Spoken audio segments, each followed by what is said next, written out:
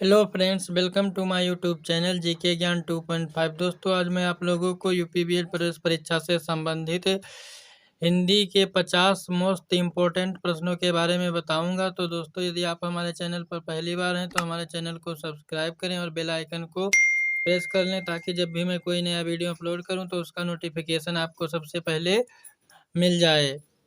पहला क्वेश्चन है, आवाज उठाना मुहावरे का अर्थ है ए क्रोध करना, बी जोर से बोलना, सी चीखना, डी विरोध करना।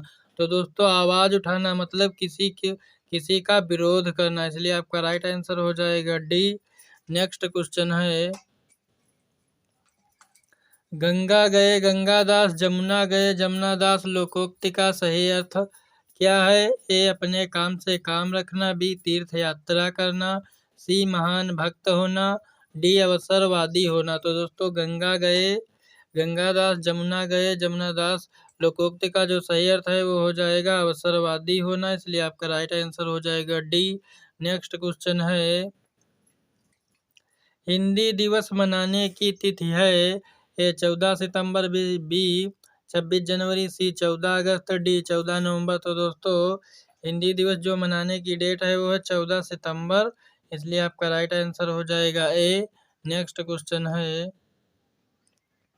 कोई आया है वाक्य में कोई किस प्रकार का सर्वनाम है? ए प्रश्नवाचक, बी पुरुषवाचक, सी निश्चयवाचक, डी अनिश्चयवाचक। तो दोस्तों, यहाँ पर कह रहा है कोई आया है, तो यहाँ पर कोई आया है यानी कि निश्चय नहीं है कि कौन आया है, इसलिए दोस्तों आपका राइट आंसर हो जाएगा डी अनिश्चयवाचक। जब दोस्तों पता हो जाता है कि कौन आया है तो वहाँ पर निश्चयवाचक हो जाता है। नेक्स्ट क्वेश्चन है,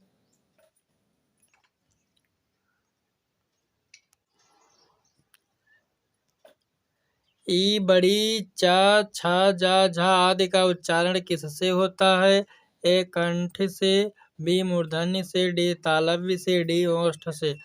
तो दोस्तों, ई बड़ी चा छा जा झा आदि का उच्चारण स्थान जो है वो होता है तालव्य से, इसलिए आपका राइट आंसर हो जाएगा सी। दोस्तों, आपको ये सभी वर्णों को याद कर लेना है कि कहाँ से कौन सा वर्ण निकलता है। इसमें से आपको एक या दो प्रश्न यूपीबीएड प्रवेश परीक्षा में अवश्य मिलेंगे। तो आपका राइट आंसर हो जाएगा सी। कंठ से दोस्तों वो वर्ड निकलते हैं जो काखा गाघा की लाइन में आते हैं, और ओष्ठ से निकलने वाले और मूर्धन्य, ये सभी आपको याद कर लेना है। नेक्स्ट क्वेश्चन है, निम्नलिखित में से अंतःस्थ व्यंजन कौन सा है? ए गा, बी जा, सी वा, डी सा। तो दोस्तों, अंतःस्थ व्यंजन वाह होता है, इसलिए आपका राइट आंसर हो जाएगा सी। नेक्स्ट क्वेश्चन है, हिंदी वर्णमाला में ऊष्म व्यंजन कौन से हैं? ए सा खा सा हा, बी ता था दा धा, सी टा ठा डा ढा डा, डी इनमें से कोई नहीं। तो दोस्तों, ऊष्म व्यंजन होते हैं सा खा सा हा, ये ऊष्म व्यंजन कहलाते हैं, इसलिए आपका राइट आंसर हो जाएगा ए। दोस्तों, आपको इनको बहुत अच्छी तरीके से रट लेना है, क्योंकि ये बहुत बार बीएड एंट्रेंस एग्जाम में पूछे जा चुके हैं। नेक्स्ट क्वेश्चन है, या रा ला वा को कौन सा व्यंजन कहते हैं? ए स्पर्श व्यंजन, बी अंतःस्थ व्यंजन, सी ऊष्म व्यंजन, डी इनमें से कोई नहीं। तो दोस्तों, या रा ला वा को अंतःस्थ व्यंजन के रूप में जाना जाता है, इसलिए आपका राइट आंसर हो जाएगा बी। नेक्स्ट क्वेश्चन है, वह छोटी से छोटी ध्वनि जिसके टुकड़े नहीं हो सकते उसे क्या कहते हैं? ए वर्ण, बी स्वर, सी व्यंजन, डी मात्रा। तो दोस्तों, वह छोटी से छोटी ध्वनि जिसके टुकड़े नहीं किए जा सकते उसको वर्ण यानी अक्षर कहा जाता है, इसलिए आपका राइट आंसर हो जाएगा ए। नेक्स्ट क्वेश्चन है, जिनका उच्चारण ऊपर के दांतों पर जीभ लगाने से होता है उसे क्या कहते हैं? ए दंत, बी नासिक, सी मूर्धन्य, डी अनुस्वार। तो दोस्तों, जिनका उच्चारण ऊपर के दांतों पर जीभ लगाने से होता है उनको दंत के नाम से जाना जाता है, इसलिए आपका राइट आंसर हो जाएगा सी। नेक्स्ट क्वेश्चन है,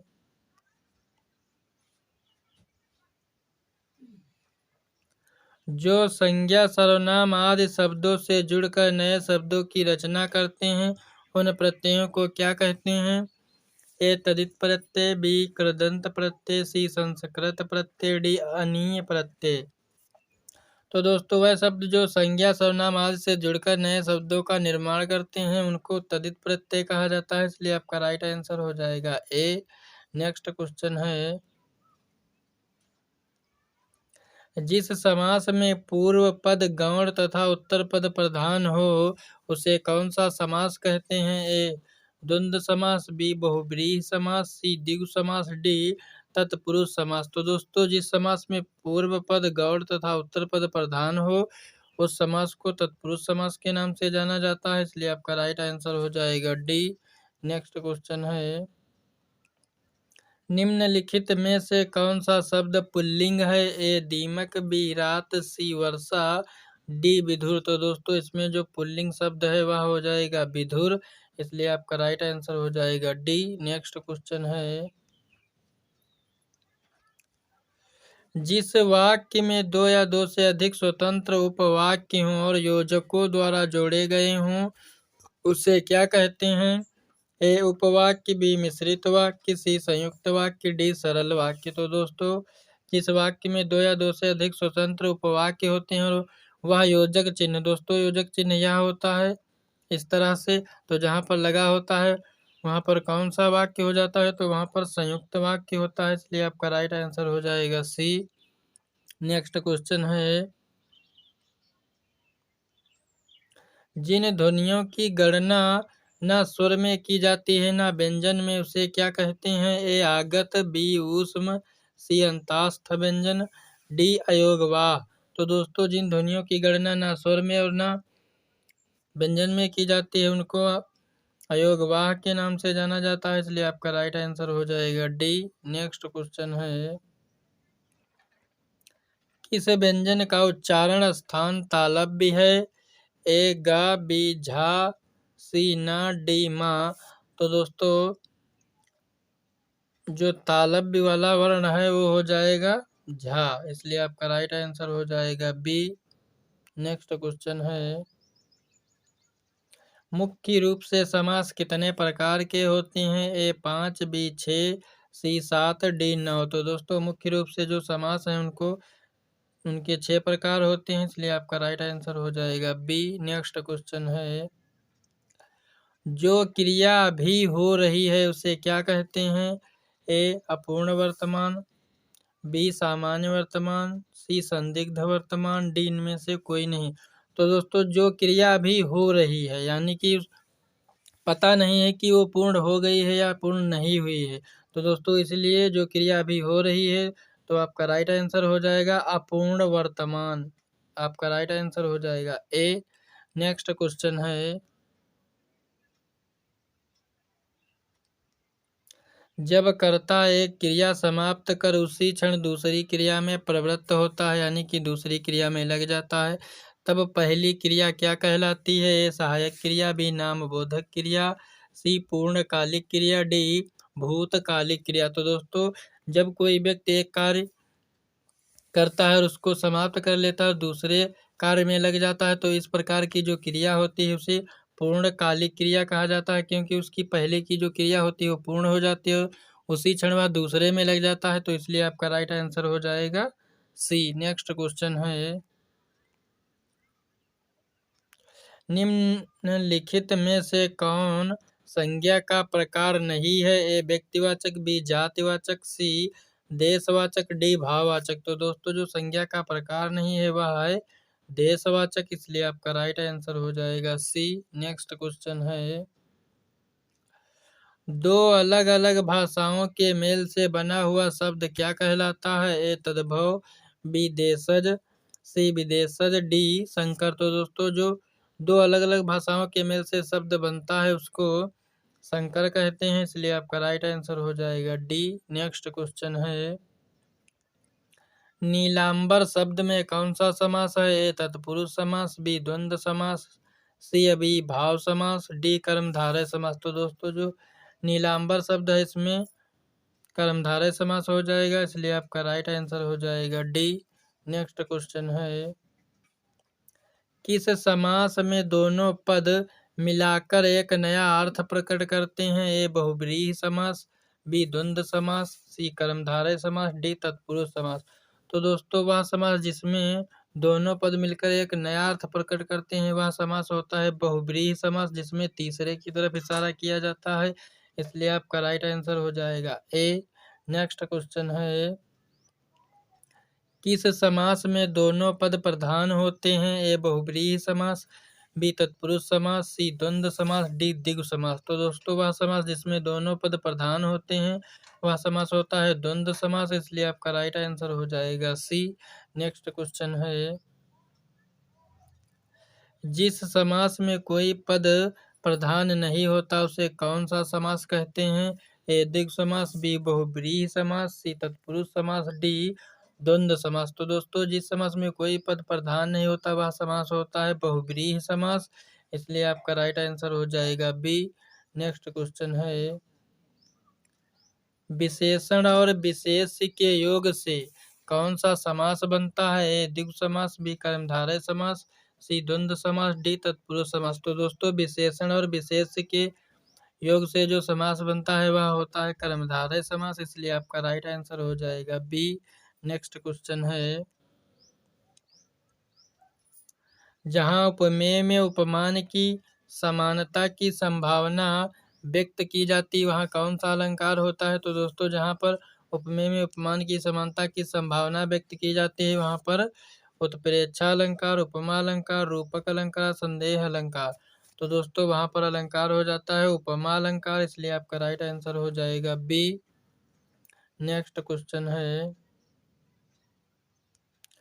हिंदी किस भाषा परिवार की भाषा है? ए भारोपीय, बी द्रविड़, सी ऑस्ट्रिक, डी चीनी तिब्बती। तो दोस्तों हिंदी जो है वह किस भाषा परिवार की भाषा है? तो दोस्तों जो हिंदी है यह भारोपीय परिवार की भाषा है, इसलिए आपका राइट आंसर हो जाएगा ए। नेक्स्ट क्वेश्चन है, निम्नलिखित में से कौन सी भाषा हिंदी के अंतर्गत नहीं आती है? ए कन्नौजी, बी बांगरू, सी अवधी, डी तेलुगु। तो दोस्तों जो हिंदी के अंतर्गत भाषा नहीं आती है वह है तेलुगु, इसलिए आपका राइट आंसर हो जाएगा डी, जबकि कन्नौजी, बांगरू, अवधी ये सभी हिंदी के अंतर्गत आती हैं। नेक्स्ट क्वेश्चन है, शोक किस रस का स्थायी भाव है? ए शांत रस, बी करुण रस, सी हास्य रस, डी वीर रस। तो दोस्तों शोक जो रस है इसका स्थायी यह करुण रस का स्थायी भाव होता है, इसलिए आपका राइट आंसर हो जाएगा बी। दोस्तों वीर रस का जो स्थायी भाव होता है वह होता है उत्साह। नेक्स्ट क्वेश्चन है, किस रस को रस राज कहा जाता है? ए श्रृंगार रस या वीर रस, सी हास्य रस, डी इनमें से सभी। तो दोस्तों रस राज के नाम से श्रृंगार रस को जाना जाता है, इसलिए आपका राइट आंसर हो जाएगा ए। नेक्स्ट क्वेश्चन है, विशेषण जिस शब्द की संज्ञा बताता है उसे क्या कहते हैं? या विशेषण जिसकी विशेषता बताता है उसे क्या कहते हैं? ए संख्यावाचक विशेषण, बी गुणवाचक विशेषण, सी क्रमवाचक विशेषण, डी विशेष्य। तो दोस्तों विशेषण जिस शब्द की संज्ञा बताता है उसको विशेष्य के नाम से जाना जाता है, इसलिए आपका राइट आंसर हो जाएगा डी। नेक्स्ट क्वेश्चन है, दोस्तों आप लोगों के लिए इतनी मेहनत से वीडियो बनाते हैं, यदि वीडियो पसंद आए तो चैनल को सब्सक्राइब और बेल आइकन को जरूर प्रेस करें। निम्नलिखित में से किस शब्द की वर्तनी अशुद्ध है? ए विश्लेषण, बी ज्योत्सना, सी प्रदर्शनी, डी अनाधिकार। तो दोस्तों वह शब्द जिसकी वर्तनी अशुद्ध यानी गलत है तो वह शब्द हो जाएगा अनाधिकार, इसलिए आपका राइट आंसर हो जाएगा डी। नेक्स्ट क्वेश्चन है, निम्नलिखित में से शुद्ध शब्द है? ए कुमदनी, बी कुमुदिनी, सी कुमुदनी, डी कुमुदिनी। तो दोस्तों जो शुद्ध शब्द है वह हो जाएगा कुमुदिनी यानी कि कुमुदिनी, बी राइट आंसर हो जाएगा बी। नेक्स्ट क्वेश्चन है, बीरों का कैसा हो बसंत, इसमें किस रस की उत्पत्ति हुई है? तो दोस्तों ए हो जाएगा वीर रस, बी हो जाएगा अद्भुत रस, सी हो जाएगा श्रृंगार रस, डी हो जाएगा विभत्स रस। वीरों का कैसा हो बसंत, इसमें दोस्तों आपका राइट आंसर हो जाएगा बी ए वीर रस, इसलिए आपका राइट आंसर हो जाएगा ए। नेक्स्ट क्वेश्चन है, जब पहुंची चपला बीच धार, छिप गया चांदनी का कगार, इस पंक्ति में कौन सा रस है? ए वात्सल्य रस, बी संयोग श्रृंगार रस, बी सी वीर रस, डी अद्भुत रस। तो दोस्तों जब पहुंची चपला बीच धार, छिप गया चांदनी का कगार, इसमें जो रस है वो हो जाएगा संयोग श्रृंगार रस, इसलिए आपका राइट आंसर हो जाएगा बी।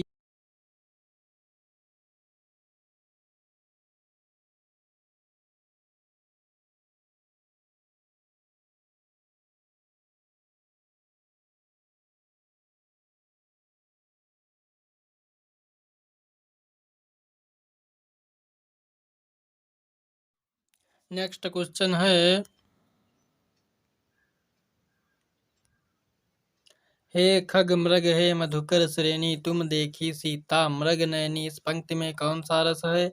ए संयोग श्रृंगार रस, बी वियोग श्रृंगार रस, सी करुण रस, डी रौद्र रस।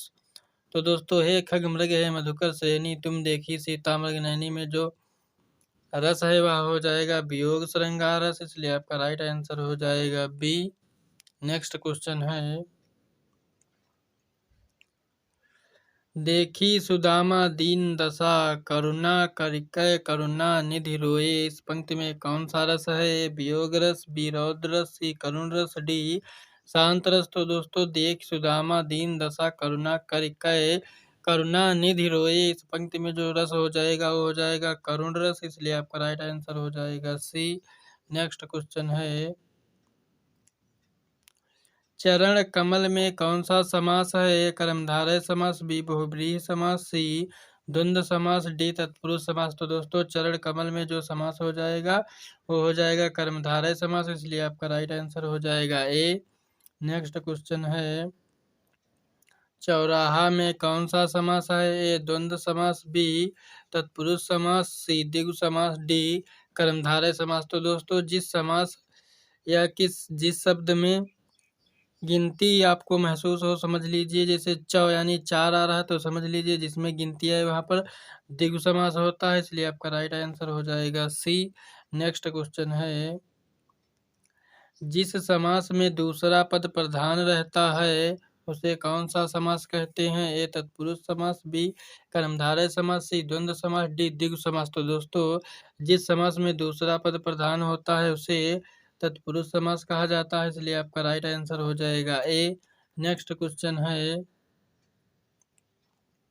पायो जी मैंने राम रतन धन पायो, इस पंक्ति में कौन सा अलंकार है? दोस्तों यह मीरा ने कहा था।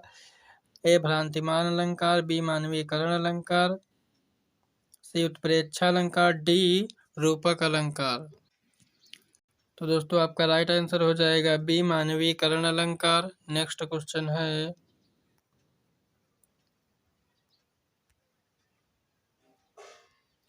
रहीमन पानी राखिए बिन पानी सब सून, पानी गए ना उबरे मोती मानुष चून, इस पंक्ति में कौन सा अलंकार है? ए रूपक अलंकार, बी उपमा अलंकार, सी श्लेष अलंकार, डी उत्प्रेक्षा अलंकार। तो दोस्तों इसमें जो आपका अलंकार हो जाएगा वो हो जाएगा सी श्लेष अलंकार। नेक्स्ट क्वेश्चन है, विशेषणों की विशेषता बताने वाले शब्दों को क्या कहते हैं? ए प्रविशेषण, बी सार्वनामिक विशेषण, डी प्रश्नवाचक, डी संख्यावाचक। तो दोस्तों जो विशेषणों की विशेषता बताते हैं उन्हें प्रविशेषण कहते हैं, इसलिए आपका राइट आंसर हो जाएगा ए। नेक्स्ट क्वेश्चन है,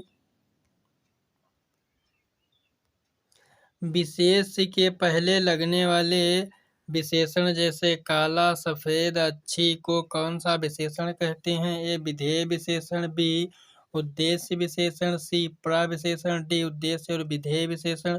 तो दोस्तों जो विशेषण के पहले लगने वाले शब्द जैसे काला, सफेद, अच्छी, तो इनको उद्देश्य विशेषण के नाम से जाना जाता है, इसलिए आपका राइट आंसर हो जाएगा बी। नेक्स्ट क्वेश्चन है, विशेष क्या होता है? ए जिस शब्द के द्वारा विशेषता बताई जाती है। बी जिस शब्द हेतु विशेषता बताई जाती है। सी जिस शब्द की विशेषता बताई जाती है। डी इनमें से कोई नहीं। तो दोस्तों विशेष वह होता है जिस शब्द की विशेषता बताई जाती है। जैसे दूध सफ़ेद होता है, तो दोस्तों इसमें किसकी विशेषता बताई जा रही है? दूध की कि दूध कैसा होता है? सफ़ेद होता है। तो इसलिए आपका राइट आंसर हो जाएगा सी। नेक्स्ट क्वेश्चन है, चतुर विद्यार्थी से प्रश्न पूछो, इस वाक्य में कौन सा शब्द विशेषण है? ए पूछो, बी प्रश्न, सी विद्यार्थी, डी चतुर। तो दोस्तों इस वाक्य चतुर विद्यार्थी से प्रश्न पूछो, इसमें जो विशेषण हो जाएगा वह हो जाएगा चतुर, यानी किससे प्रश्न पूछो? तो चतुर से। तो इसलिए आपका राइट आंसर हो जाएगा डी। नेक्स्ट क्वेश्चन है,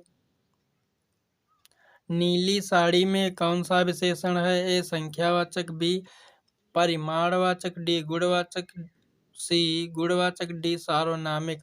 तो दोस्तों नीली साड़ी यानी साड़ी कैसी है? तो नीली है। तो इसमें कौन सा गुण है? यानी जो साड़ी है वो नीले रंग की है, तो इसमें गुण जो है वो नीले रंग का है। इसलिए आपका यहाँ पर राइट आंसर हो जाएगा सी गुणवाचक, इसमें गुण पाया जा रहा है। नेक्स्ट क्वेश्चन है, यह गाय अधिक दूध देती है, इस वाक्य में अधिक विशेषण किसकी विशेषता बता रहा है? ए गाय की, बी दूध की, सी देने की, डी इनमें से कोई नहीं। तो दोस्तों यह गाय अधिक दूध देती है, तो किसकी विशेषता बताई जा रही है? यानी कि गाय जो है वो अधिक दूध देती है, इसलिए आपका राइट आंसर हो जाएगा ए।